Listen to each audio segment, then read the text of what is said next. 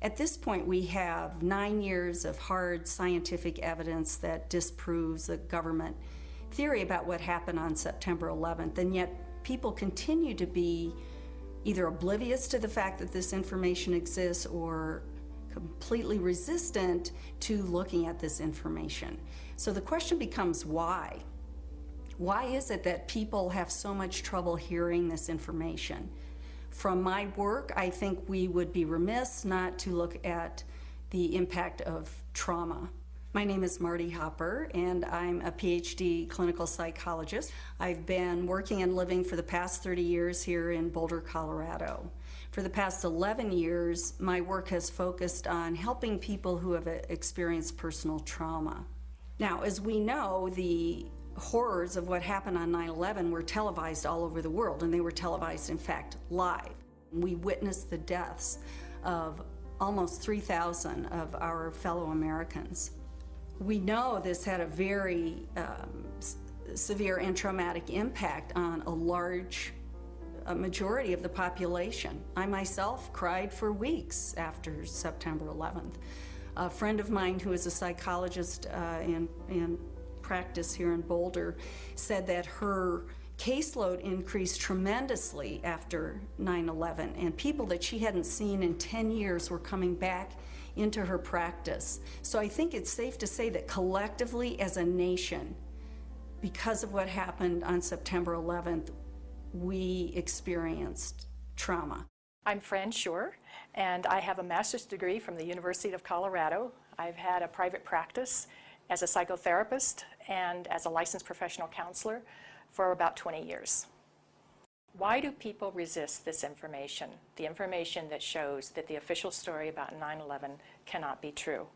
What I've learned is that as humans, each of us have a worldview, and that worldview is usually formed in great part by the culture we grow up in. When we hear information that contradicts our worldview, social psychologists call the resulting insecurity cognitive dissonance.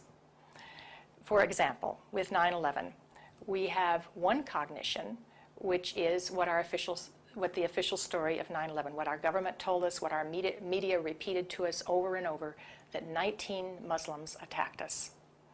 On the other hand, we have what scientists, researchers, architects, engineers are now beginning to tell us, which is that there is evidence that shows that the official story cannot be true. So now we've lost our sense of security. We are starting to feel vulnerable. Now we're confused.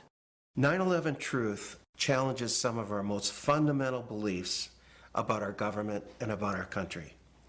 When your beliefs are challenged or when two beliefs are inconsistent, cognitive dissonance is created.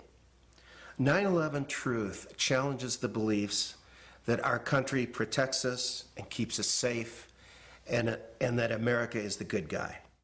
My name is Bob Hopper, and I have a PhD in clinical psychology from the University of Cincinnati. For the past 29 years, I've been a licensed PhD clinical psychologist in Boulder, Colorado. When your beliefs are challenged, fear and anxiety are created. In response to that, our psychological defenses kick in, and they protect us from these emotions. Denial, which is probably the most primitive psychological defense, is the one most likely to kick in when our beliefs are challenged. I'm Danielle Dupré, PhD, originally from Switzerland, where I studied psychology and psychoanalysis. For the past 15 years, I've been empowering people who have experienced significant trauma. America is a powerful nation. It has never been attacked.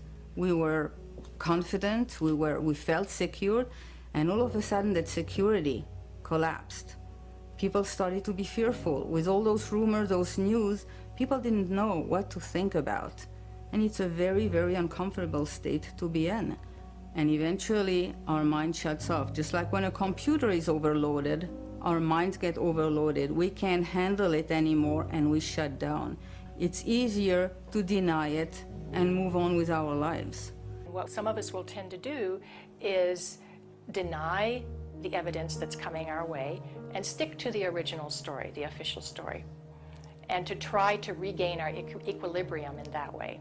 Another thing we can do is decide to look at the conflicting evidence and be sincere and be open-minded and look at both sides of the issue and then make up our own mind about what reality is. I'm Dorothy Lorig. I have a master's degree in counseling psychology from the University of Colorado, and I've been practicing reevaluation counseling for over 16 years. If we can think of our worldview as being sort of our mental and emotional home, I think all of us will do just about anything to defend our homes, to defend our families. And so I see that with people, and I saw that with myself when my brother tried to talk with me about it, of don't mess with me, don't mess with my home, don't mess with my comfort with how things are. And about a week later, I read a lengthy article by Professor Griffin about why he believes the official account of 9/11 cannot be true. And it was a very well-researched article. I was in my office at the time. I sat there and I felt my stomach churning. I thought maybe I was going to be sick. And I leaped out of my chair and ran out the door and took a long walk around the block, around several blocks, and just broke down. I understand now that what was happening was my worldview about my government being in some way my protector, almost like a parent, had been dashed, and it was like being cast out into the wilderness, I think is the closest way to describe that feeling. And I sobbed, felt like the ground had completely disappeared beneath my feet. And I knew at some point during the walk that I knew that I was going to have to become active in educating other people about this, that for me to retain any sense of integrity, I was going to have to take some action. I couldn't just let something like this go. Many people respond to these truths in a very deep way.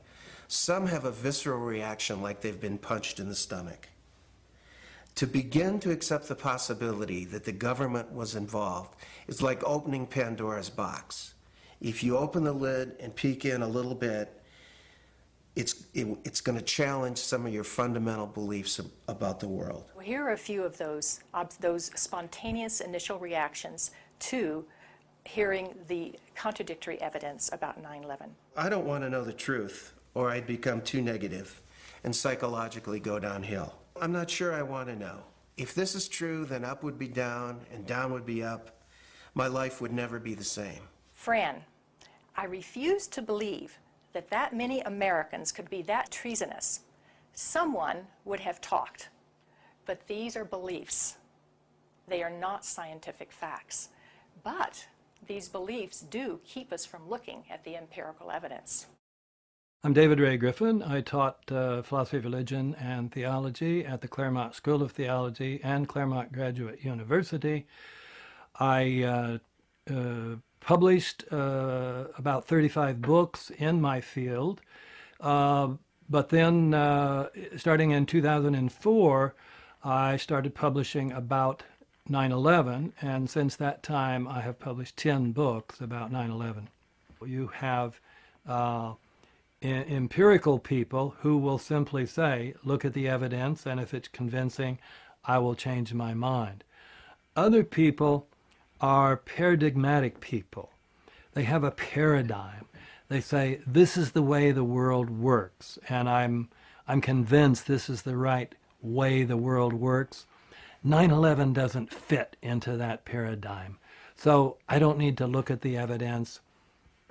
It's paradigmatic. And then there is a third type of person that we often call wishful thinkers. I call it wishful and fearful thinking. So they simply will not believe something that they fear to be the truth. And I found that maybe to be the most powerful factor of people rejecting 9/11 truth and not even entertaining the evidence. So whenever we say, I refuse to believe, we can be sure that the evidence that's coming our way is not bearable and that it's conflicting with our worldview much too much. Denial protects people from this kind of anxiety. As I thought about all of these responses, I realized that what is common to every one of them is the emotion of fear. People are afraid of being ostracized, they're afraid of being alienated, they're afraid of being shunned, they're afraid of their lives being inconvenienced, they'd have to change their lives, they're afraid of being confused, they're afraid of psychological deterioration, they're afraid of feeling helpless and vulnerable. And they're afraid that they won't be able to handle the feelings that are coming up. None of us want to feel helpless and vulnerable. So we want to defend ourselves. And the way we often do that is with anger. So then we become angry. And when we become angry, then we become indignant. We become offended. We want to ridicule the messenger. We want to pathologize the messenger. And we want to censor the messenger. So how can we overcome this resistance and denial? The first thing is to meet people where they're at. One thing is that we need to raise people's awareness about this through what I would call gentle dialogue and gentle questioning. My name is John Freedom. I'm a counselor in private practice here in Tucson, Arizona, where I've been for the past 20 years. I hold a master's level certification in NLP, which is neuro-linguistic programming. So it doesn't work to challenge people's belief or immediately tell them, I know the truth about 9/11, but a good way is to ask questions, ask open-ended questions, and lead them into a dialogue and discussion about it. One of the ways to deal with the trauma is to find the answers. That's why I think it is of such importance to have a comprehensive investigation. I believe that to be the kind of country that we think we are, we have to face some of the things that are not as we think they are. I'm Robert Griffin. I am a licensed psychologist practicing in Pennsylvania for 25 years. I am a member of Psychologists for Social Responsibility, and I am past president of the Northeastern Pennsylvania Psychological Association. Thinking that we're above such things, that it could happen in other countries, but it couldn't happen here, that's a lack of humility, and that's excessive pride. And so not being able to see our dark side or our weaknesses is the most dangerous thing. The observation that pride is one of the basic human flaws is absolutely correct. This is especially true for Americans because we for a long time looked at other nations and say, oh, they're in such bad shape, but luckily we don't have those problems. We don't have leaders who would do those things that were done in the Soviet Union, or done in Germany, or done in Japan, and on down the list.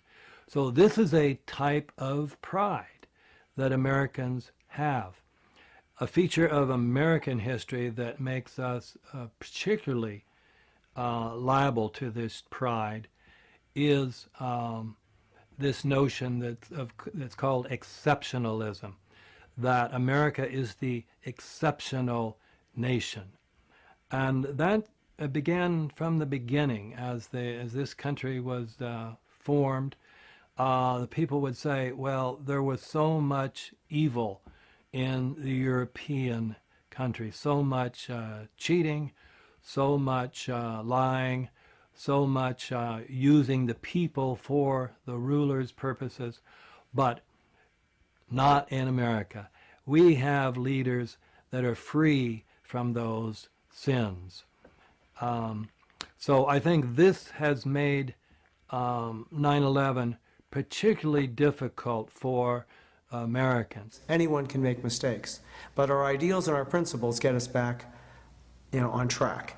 This is one of the defining issues of our time. So we need to understand that questioning is patriotic. Questioning is what we're supposed to do as citizens. That's our duty. When we come to the national level, when something like 9/11 happens, we need to be sure that we have a real investigation into who the perpetrators are, and then we need to be sure that those perpetrators are held legally accountable. It's part of the healing process on the individual level as on the collective level. We need the truth in order to heal.